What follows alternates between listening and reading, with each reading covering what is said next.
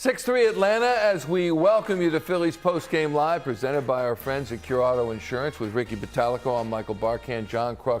In a moment from the ballpark, Ricky Bo, as pumped as we were after last night's win, that come from behind win 6-4. That's how sobering this loss feels, because you got every bit of the world champion Braves. I told you last night that you don't want those type of games every night. Now, yes, the Phillies put a little comeback there in the ninth inning, but it's not enough.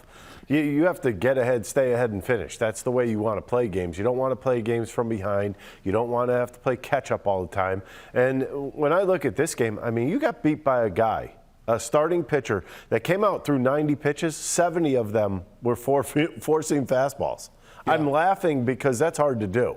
To beat a major league team with what, 75% of your pitches being fastballs? You said pregame, four-seamer, changeup, four-seamer, slider, changeup. But I mean, when you look at the breakdown, he threw 90 pitches and 70 of them were fastballs. Mm-hmm. That's pretty impressive that you can do that.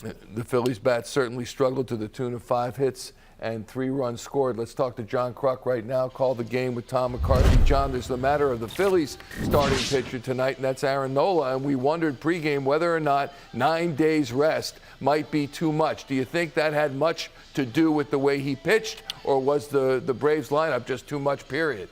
I think it was a combination of both. I don't think Aaron was sharp with his pitches. Of course, you know, you're asking a guy that had all those days off to and you're pitching against the Braves. He's like, yeah, I'll work on that on my side session because I don't need it today. You know who he reminded me of? If you remember Schill's starts. Yep. His first time through the lineup, it was all fastballs. That's what it reminded me of, and Schill could locate with the best of them also back then. Well, and if the second time through the lineup they weren't hitting it, he'd stay with it through the whole second time through the lineup and into the third time in the lineup. He told me once, he said the perfect game for him to pitch was if he never had to use a split or any of his breaking pitches until he absolutely needed a big out. I said, well, when was that? He said, well, sometimes it could be the 5th inning, sometimes it could be the 7th. I'm like, good God. How many guys can do that? Throw all fastballs through 6 innings, and then when he needs a big out, he can throw that split. But, you know, Strider reminded me of that a lot about how Schill pitched. It seemed like whenever Strider did need to throw a pitch, he commanded a pitch. Schilling always told me, he said, I knew that if I got behind in the count to a good hitter, I always knew I had down and away for a strike whenever I wanted it. John, you know, Philly's certainly not giving up, no way, no how. They'll try to win this series tomorrow. But you look at this Braves lineup, and they're the defending world champs. And you're looking at Acuna and Swanson and Olsen, who's filling in aptly for Freddie Freeman now with the Dodgers. Austin Riley, one of the best third basemen in the game. He's pounded it. Darno, Rosario, Ozuna. They just come in waves, this team, and they get clutch hits. You wouldn't be surprised to see them repeat, would you? No, it wouldn't surprise me at all if they repeated, because they play the game the right way. You know, I had a opportunity yesterday. I got to talk to my buddies Ron Washington and Eric Young, and I was telling them, I said, you know, you guys are about as close to back in the day baseball with situational hitting, the way you run the bases.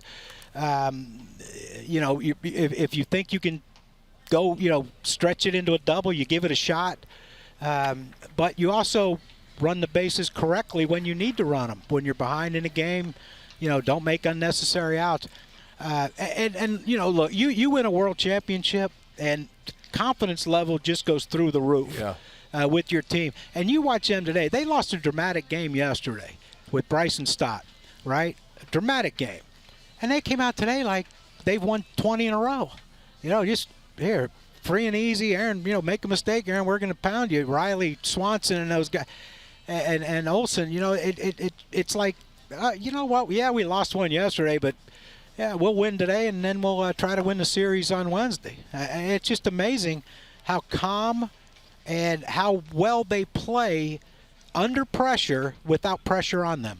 Yeah, perfectly put. We'll talk to you tomorrow, John. Thanks so much. John Kruk joining us from the booth, and we'll talk to him pregame tomorrow and certainly in the post as well. Here's the good news. Yes, there is some good news. The St. Louis Cardinals were drubbed by the Toronto Blue Jays 10-3. So the Phillies remain a half game back of that last wild card spot. It's called returning a favor. Yeah, thank you very much, Yeah. Cardinals. Here's Rob Thomson post-game on this loss. Yeah. Good stuff, and he threw strikes. You know, that was one thing that he's been on and off about with throwing strikes, but he threw strikes tonight, and the slider was pretty good.